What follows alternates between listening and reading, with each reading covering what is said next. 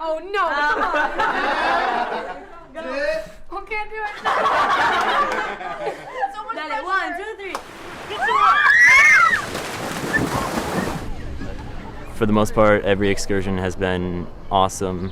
The ones for photography and the ones with the entire group. For example, Cannes was last week. That was awesome.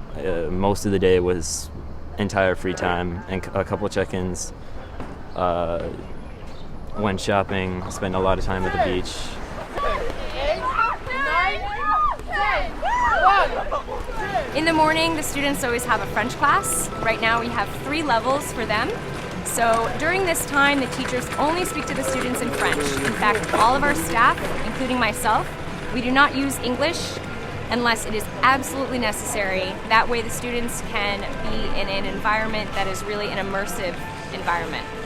A big part of the program here is that we have the students in classrooms, but we are very focused on the students getting out into the community, interacting with French people, and seeing how people here live. I feel like immersion after being in a classroom is really important. It allows me to actually apply what I'm learning inside the classroom to everyday life in France. I find myself conversing with shop owners and locals as well about finding directions, buying food, searching for things in shops if I'm looking for a certain size, and I find it really beneficial. In the afternoons, we have afternoon classes where the students take either a photography class or a conversation class or a drawing class. What's Suzanne's doing? I know, but that's like Suzanne. Yeah. Suzanne. We use the pencil. Oui. And you make the big like colors first. So I try to work with my students around the theme of patrimony and art in the region of Provence. We also had an excursion in Arles, which was really good for the students, that they could have a parallel between what we do here and Arles, because Arles was a festival of photography. So it was a meetings of many photographers from all around the world, and they got to know different artists and different works. So this was really interesting for the students. They could have examples, concrete examples, art and patrimony together. I've taken art in America for probably 5 years now. I enjoy it very much. The last excursion we went on was to La Montagne Saint-Victoire, where we painted the mountain like in the style of Cézanne, who was a painter who did many series of La Montagne Saint-Victoire. It was very fun and I learned a lot. In this program, we also have a focus on cooking. The students themselves prepare meals. That way they have more of an experience of living in apartments, and a way it's to get them started on a college or adult experience. And they're able to learn about foods and recipes that are part of French culture and French society. Okay.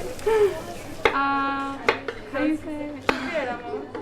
How do I say it? How do I say that? You do it. C'est un plat français avec du riz et des courgettes. Je l'ai mangé pour la première fois la semaine passée en France. Try and finish both of those sur les 5 plats en fait.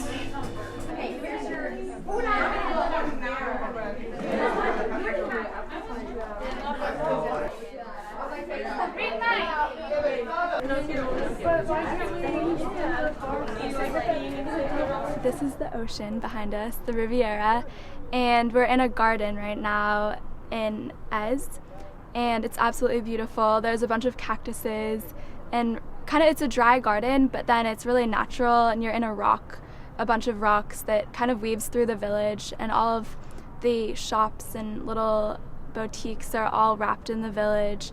And it's really a cool place. It feels like it's old and has a lot of charm to it. And today in Aix, we went to a perfumery where we got to sample a bunch of perfumes and see how they were all made.